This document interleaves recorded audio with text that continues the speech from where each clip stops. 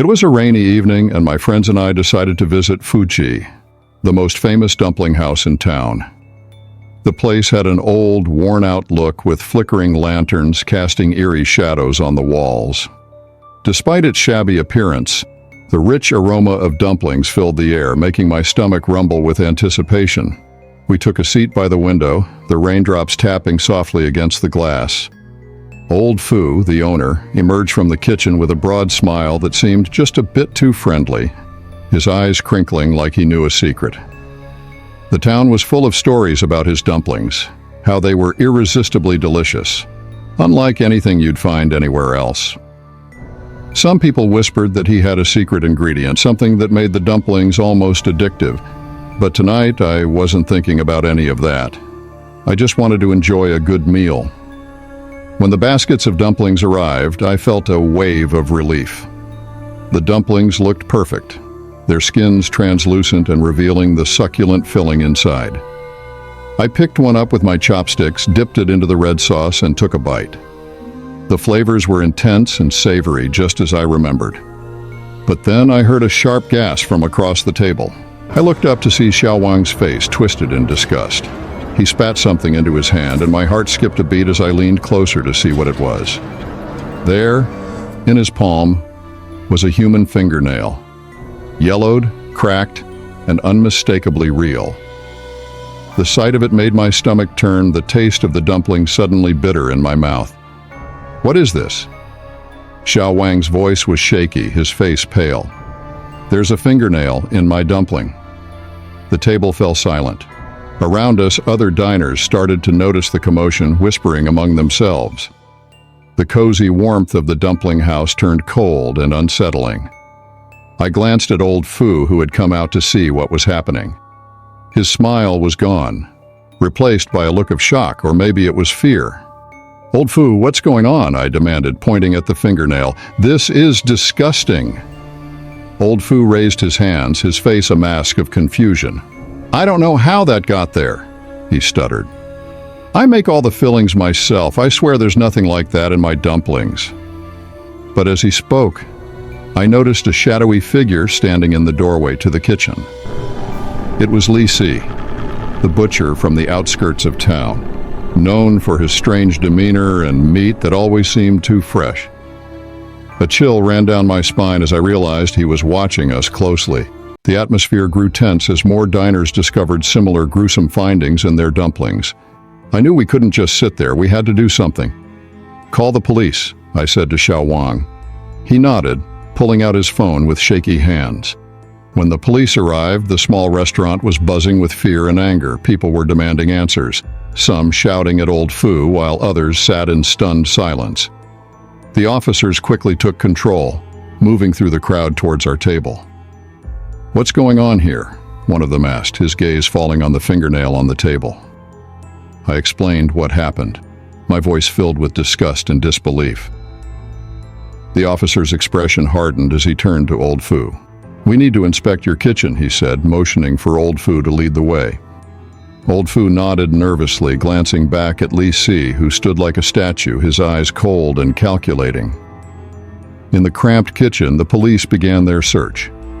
The scent of spices was thick in the air, but there was something else too, something metallic and sour. It didn't take long for one of the officers to find a large, blood-stained bag hidden in the corner. He pulled it open, revealing a pile of raw meat, dark and glistening. "What kind of meat is this?" the officer demanded, his voice sharp. Old Fu's face went pale and he stammered, I don't know." "That's from Li Si. He brings the meat." "I just cook it." All eyes turned to Li Si, who finally spoke, his voice low and menacing. "You wanted to know where the meat comes from," he said with a chilling smile. "Now you know. It's fresh, isn't it?" At that moment, everything fell into place. This wasn't just about a fingernail in a dumpling. It was something far worse, a dark partnership between old Fu and Li Si, turning unsuspecting customers into unwitting cannibals. As the police stood there stunned by the revelation, Li Si's chilling smile remained. The room was silent except for the muffled sound of rain against the windows. I could see the horror dawning on everyone's faces as they realized what we had been eating. My stomach churned at the thought, and I had to fight the urge to throw up. One of the officers finally broke the silence. "We need to search your premises," he said, his voice steady but his eyes betraying his unease. Lisi simply nodded, his smile fading into an indifferent stare. The officers led him out of the dumpling house and into a police car, while a few stayed behind to continue inspecting the kitchen. As they opened more bags and containers, the evidence was undeniable: chunks of flesh, bones, and other gruesome remnants.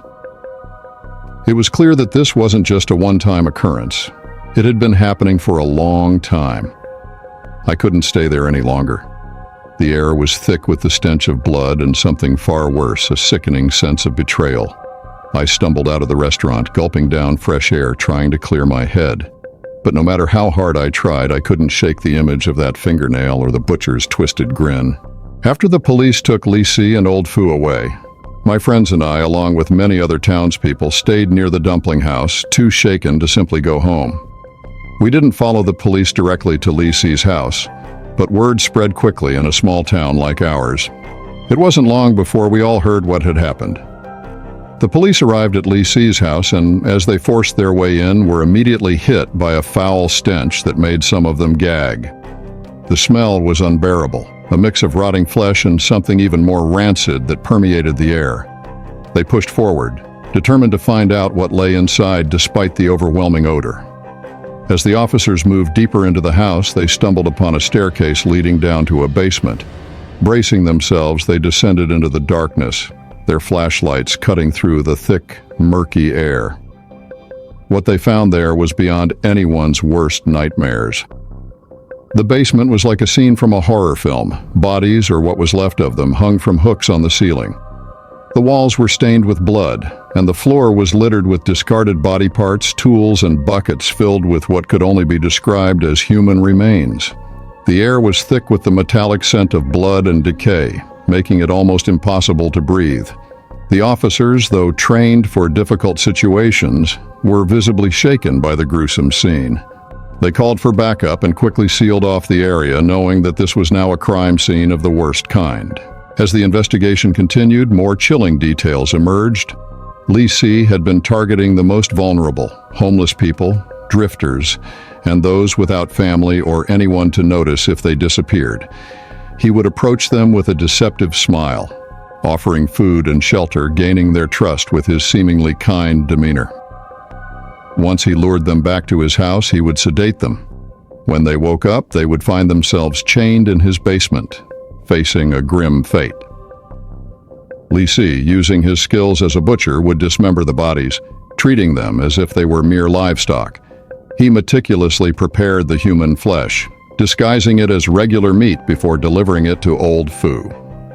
Old Fu, motivated by greed, chose to ignore the questionable origins of the meat. As long as it kept his customers happy and his business thriving, he turned a blind eye to what he must have suspected. He turned the flesh into dumplings, serving them without a second thought. The evidence the police uncovered was undeniable and horrifying.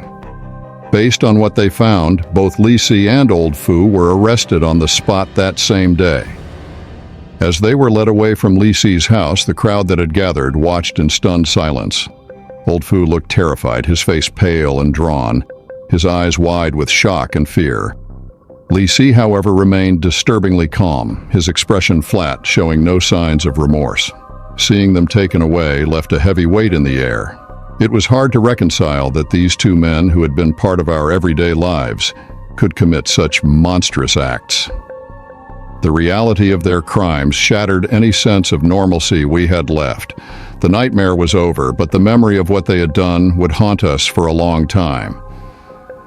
As the police cars drove them away, a profound sense of loss settled over us, not just for the victims, but for the innocents our town had lost. The trust we once had in our community was gone, replaced by a lingering shadow that would take a long time to fade.